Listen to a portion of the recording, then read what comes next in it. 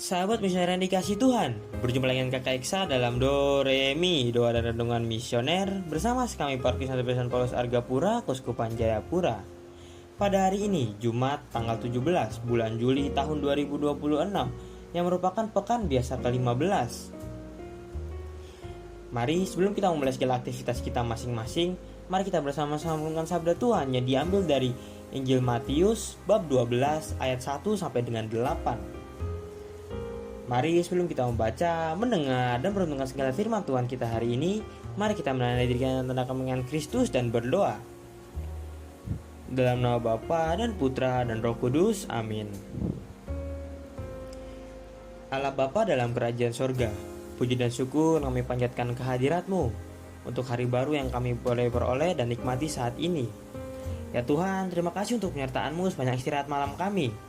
Terima kasih juga untuk nafas kehidupan yang masih Tuhan berikan kepada kami, sehingga pada hari ini kami dapat bangun dan keadaan sehat dan tubuh yang baik, mempersiapkan diri kami untuk melakukan segala aktivitas hari ini. Ya Tuhan, berkatilah kami selama melakukan aktivitas dari pagi sampai siang, dan juga kembali kepada ketika kami tidur. Semoga segala aktivitas yang kami lakukan mampu bermanfaat bagi orang di sekitar kami. Ya Tuhan, curahkan Roh Kudus-Mu ke dalam diri kami juga, agar setiap sabda yang kami dengar mampu kami laksanakan dalam segala tugas dan pesan kami sepanjang hari ini. Tambah-tambahkanlah iman percaya kami kepadamu, agar dalam kehidupan ini kami tidak mulai terpengaruh oleh hal-hal menjauhkan kami dari kasih-Mu. Ya Bapa, terpujilah nama-Mu, Bapa, Putra, dan Roh Kudus, kini dan sepanjang segala masa. Amin. Tuhan beserta kita sekarang dan selama-lamanya. Inilah Injil suci menurut Matius. Dimuliakanlah Tuhan. Pada hari Sabat, Yesus dan murid-muridnya berjalan di ladang gandum. Karena lapar, murid-muridnya memetik bulir gandum dan memakannya. Melihat itu, berkatalah orang-orang Farisi kepada Yesus, "Lihatlah, murid-muridmu berbuat sesuatu yang tidak diperbolehkan pada hari Sabat." Tetapi Yesus menjawab, "Tidakkah kalian baca apa yang dilakukan Daud? Ketika ia dan para pengikutnya lapar, ia masuk ke dalam bait Allah dan mereka semua makan roti saja yang tidak boleh dimakan kecuali oleh imam-imam. Atau tidakkah kalian baca dalam kitab Taurat bahwa pada hari-hari Sabat, imam-imam melanggar hukum Sabat di dalam bait Allah, namun tidak bersalah? Aku berkata kepadamu, disinilah ada yang melebihi bait Allah. Seandainya kalian memahami maksud sabda ini, yang kuhendaki ialah belas kasihan dan bukan persembahan. Tentu kalian tidak akan menghukum orang yang tidak bersalah, sebab anak manusia adalah Tuhan atas hari Sabat." Demikianlah sabda Tuhan, terpujilah Kristus. Sahabat misioner yang dikasih Tuhan, dalam bacaan Injil hari ini, Yesus dan para murid sedang berjalan melewati ladang gandum pada hari Sabat. Karena lapar, para murid lalu memetik bulir gandum dan memakannya. Tindakan sederhana itu justru menjadi alasan bagi orang-orang Farisi untuk menuduh mereka melanggar hukum Sabat. Bagi orang Farisi, mematuhi aturan menjadi hal yang utama. Jelas, mereka begitu fokus pada pelaksanaan hukum hingga kehilangan makna terdalam dari hukum itu sendiri. Untuk menanggapi tuduhan tersebut, Yesus mengingatkan mereka akan kisah Daud yang memakan roti sajian ketika ia dan para murid pengikutnya kelaparan. Yesus juga mengingatkan bahwa para imam tetap melayani di bait Allah pada hari Sabat tanpa dianggap bersalah. Melalui contoh-contoh itu, Yesus ingin menunjukkan bahwa hukum Allah tidak pernah dimaksudkan untuk membebani manusia, melainkan untuk membawa manusia semakin dekat kepada Allah. Hukum seharusnya menjadi sarana untuk menghadirkan kasih, bukan alasan untuk menghakimi tanpa alasan. Lalu puncak pengajaran Yesus terdapat dalam sabdanya, yaitu, "Yang kukehendaki ialah belas kasih dan bukan persembahan." Dengan mengutip nubuat Hosea, Yesus mengajak orang Farisi melihat kembali hati Allah. Allah lebih berkenan kepada hati yang penuh kasih daripada ibadah yang dijalankan tanpa belas kasih. Kesalehan sejati bukan hanya tampak pada ketaatan pada aturan saja, tetapi terhadap kepedulian kita kepada sesama yang ada di sekitar kita. Perkataan Yesus ini tetap relevan hingga sekarang. Tidak jarang kita menjalankan kehidupan iman dengan baik, seperti rajin mengikuti ibadah, misa, berdoa setiap hari, aktif dalam pelayanan, atau bahkan terlibat aktif dalam segala kegiatan yang ada di gereja. Semua itu adalah hal-hal baik, tentu saja.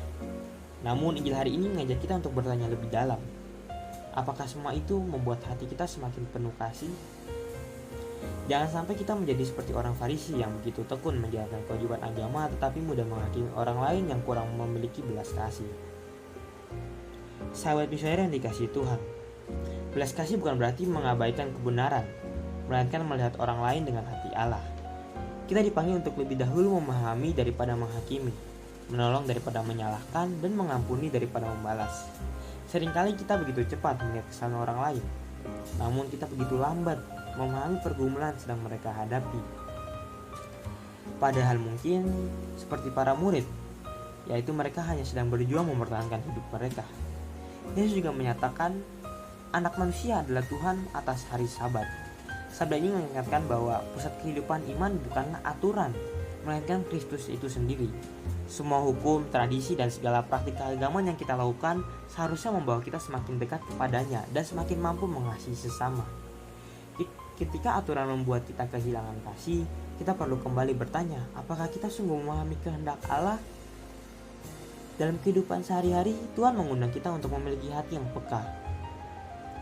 Mungkin kita tidak sedang memperdebatkan hukum Sabat, tapi kita bisa saja bersikap seperti orang Farisi ketika terlalu mudah menilai orang lain berdasarkan apa saja yang tampak di luar.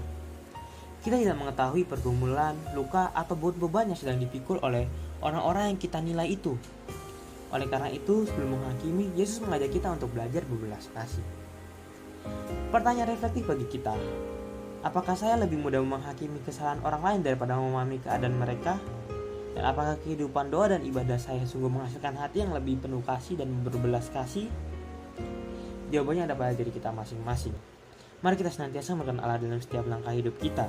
Dengan segala keberadaan kita, sehingga kita dapat berikan kasih dan kebahagiaan kepada semua orang. Amin. Sahabat misioner yang dikasihi Tuhan, mari kita menutup segala pertemuan kita hari ini dengan bersama-sama berdoa dengan doa anak misioner Indonesia.